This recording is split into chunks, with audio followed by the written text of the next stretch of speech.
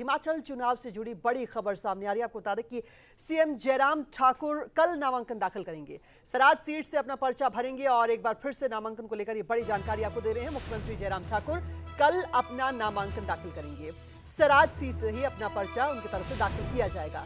हिमाचल चुनाव से जुड़ी बड़ी खबर मिल रही है। हालांकि कुछ सीटों पर अभी तक बीजेपी की तरफ से सहमति नहीं बन पाई है, लेकिन सराज सीट तय हो चुकी है। जयराम ठाकुर यहां से अपना नामांकन दाखिल करने वाले हैं। जयराम ठाकुर सराज सीट से कल पर्चा भर देंगे।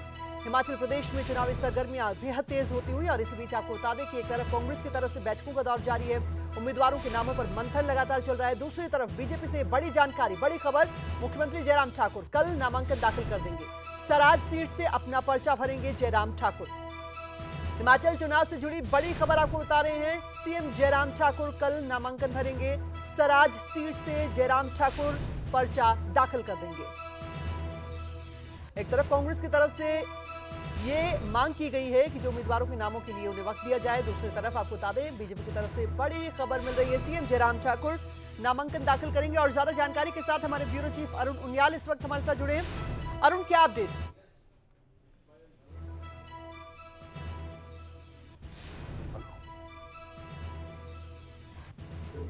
अरुण उनियाल हमारे साथ जुड़ेंगे, उनसे बातचीत करने की कोशिश करेंगे। लेकिन ये बड़ी खबर आपको बता रहे हैं, सीएम जयराम ठाकुर नामांकन दाखिल करेंगे, सराज सीट से अपना पर्चा भरेंगे।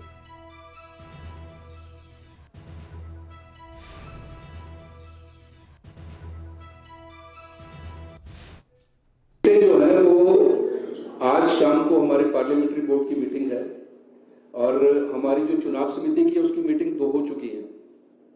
लगभग टिकटें तय हो चुकी हैं और रात को शाम को पार्लियामेंट्री बोर्ड की मीटिंग है और मुझे लगता है होपफुली आज रात को 10-11 बजे तक लिस्ट आ जाएगी। हाँ, चीफ मिनिस्टर जी कल नॉमिनेशन कर रहे हैं, कल मुख्यमंत्री नॉमिनेशन कर रहे हैं। धन्यवाद। तो ये तय हो गया है, जयराम ठाकुर सराज सीट से कल नामांकन दाखिल करेंगे और ज्यादा जानकारी के साथ हमारे ब्यूरो चीफ अरुण उनियाल हमारे साथ जुड़े हैं। अरुण, ये तय हो चुका है, स्पष्ट हो चुका है, सराज से ही जयराम ठाकुर पर्चा भरेंगे? जी देखिए, मुख्यमंत्री जयराम ठाकुर अभी दिल्ली में हैं। दिल्ली में आज देर शाम बैठक के बाद कल उनका प्रोग्राम तय हो चुका है। वो पहले मंडी जाएंगे, उसके बाद शिमला आएंगे, लेकिन नामांकन अपना भरकर शिमला लौटेंगे। और इसी के साथ कांग्रेस के 2 बड़े नेताओं के चेहरों के नाम भी सामने आए हैं। कौल सिंह ठाकुर और मुकेश अग्निहोत्री 20 तारीख को अपना नामांकन भरेंगे और राकेश सिंघा सीपीआईएम के 21 तारीख को अपना पर्चा भरेंगे। तो तमाम बड़े चेहरों के नाम अब सामने आने लगे हैं, लेकिन टिकटों का इंतजार अभी सभी को है। माना ये जा रहा है कि कांग्रेस अपने टिकटों का ऐलान आज कर सकती है देर शाम तक। वैसे पहले कहा जा रहा था कि दोपहर को, शाम को कांग्रेस की पहली लिस्ट आ सकती है। ये तकरीबन 55 के करीब ऐसे उम्मीदवार बताए जा रहे हैं जिनके ऊपर हरी झंडी कांग्रेस अपनी पहली लिस्ट में दे देगी।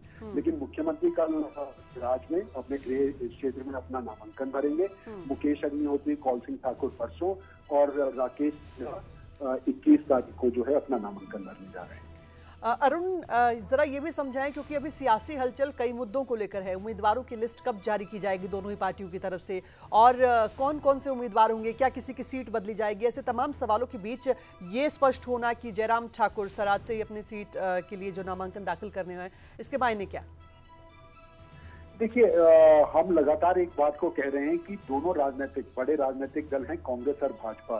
इन दोनों राजनीतिक दलों के भीतर एक डर जरूर दिखाई देता रहा है और वो डर सिर्फ इस बात का है, टिकटों का ऐलान हुआ नहीं, नेता छिटक कर दूसरे दल में जाने के लिए या आम आदमी पार्टी तैयार खड़ी है। 15 से 17 सीटों का ऐलान जो है आम आदमी पार्टी आज करती नजर आ रही है। ऐसे में इंतजार इसी बात का किया जा रहा है कि ये लिस्ट जब कटेगी, अंतर्द्वंद का मामला दोनों राजनीतिक दलों के लिए गहराया हुआ है। और शारदा, समझने वाली बात यह है कि जीत का अंतर के लिए वो जो 14 से 15 सीटों का अंतर रहेगा, जिसके ऊपर बाजी के साथ आप सत्ता पाने के लिए या सत्ता से दूर होने का खेल रचा जाएगा, उसका इंतजार कांग्रेस और भाजपा दोनों पार्टियां लगातार कर रही हैं। और देरी की वजह सबसे बड़ी ये मानी जा रही है कि दोनों राजनीतिक दलों के भीतर एक बात का डर जरूर समाया हुआ था कि उसके नेता छिटक कर दूसरे राजनीतिक दल का पल्लू थाम लेंगे। और यही वजह है कि कांग्रेस के लगातार बार बयान आने के बाद, यही तक कह दिए जाने के बाद कि 68 सीटों का ऐलान कल हो जाएगा, आप अभी तक जो है आप देख रहे हैं कि कांग्रेस की पार्टी का ऐलान नहीं सामने आया है। और भाजपा तो क्योंकि बैठकों के दौर में आज भी है, तो ये माना जा रहा है कि आज देर शाम कांग्रेस की और हो सकता है आज ही भाजपा की, नहीं तो कल ये तय माना जा रहा है कि भाजपा की भी पहली लिस्ट जरूर आ जाएगी। लेकिन इतना बिल्कुल साफ है कि 68 की 68 सीटों पर दोनों राजनीतिक दल इकट्ठे अपनी सीटों का नहीं देंगे। उन 15 से 20 सीटों का इंतजार दोनों राजनीतिक दल जरूर करेंगे जहां पर उनको लगता है घमासान में पेच फंसी हुई सीटों के ऊपर ये राजनीति जो वहां उनके नेता हैं वो दूसरे दल का दामन था। अरुण, इसके अलावा हिमाचल की सियासत जो फिलहाल बदलती हुई नजर आ रही, क्योंकि आम आदमी पार्टी के एंट्री का जिक्र करें या फिर जो कांग्रेस पार्टी से नाराज होकर बीजेपी में जा चुके हैं, ऐसे में सबसे बड़ा चैलेंज तमाम पार्टियों के लिए कौन सी सीटों को माना जा रहा है?